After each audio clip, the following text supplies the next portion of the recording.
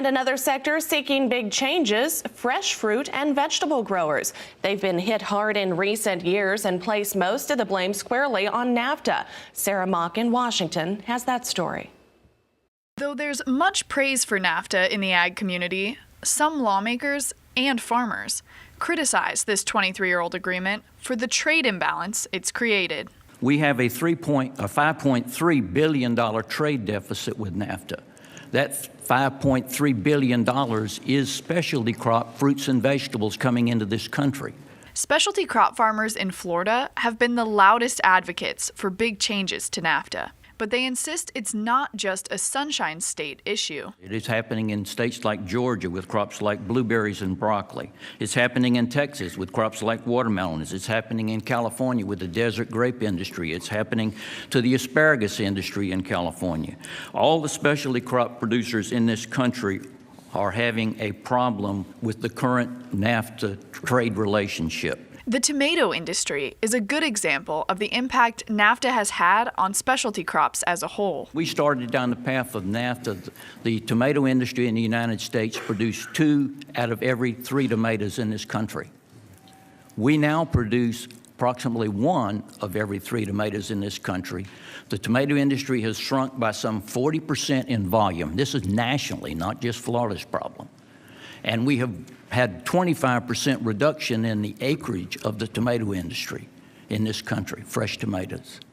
We are the canary in the coal mine. The industry says the Mexican government subsidizes its growers, giving them an unfair advantage and allowing them to sell below the price of production.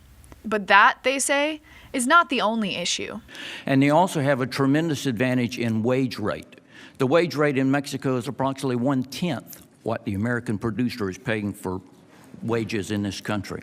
And experts say failure to achieve an improved trade deal could leave more than just specialty crop growers at risk. Countries are on the move. I mentioned in my comments the recent EU-Japan free trade agreement, which essentially did about what we were going to do for U.S. in our own TPP and sort of one-upped us, if you will. This is a big setback. Japan is a very natural trading partner, and it sets a precedent for what takes place in other places. Brown was pleased with the outline of U.S. trade representative goals that were released earlier this month, but he's concerned that if U.S. farmers aren't properly protected, specialty crop farms in his state may completely disappear.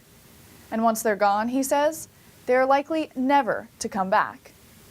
For RFD-TV, Sarah Mock, Washington. Well, U.S. negotiators plan to put forth a proposal allowing produce growers to bring anti-dumping cases based on seasonal data, a move that's sure to please the growers, but experts warn could lead to unintended consequences like year-round tariffs or increased barriers to U.S. exports. For the most part, agriculture's main message to negotiators: do no harm. They urge the negotiators to keep the discussion narrowly focused and hope for a quick resolution. Meanwhile, this first round of negotiations are set to wrap up on Sunday, and experts say they expect several rounds before a final deal is actually reached. Farmer representatives from the U.S., Canada, and Mexico, again, are meeting in Washington later today to discuss their hopes for renegotiations. RFD-TV's Sarah Mock will have those details on the event right here on the Market Day Report. That's at 1:30 Eastern, 12:30 Central.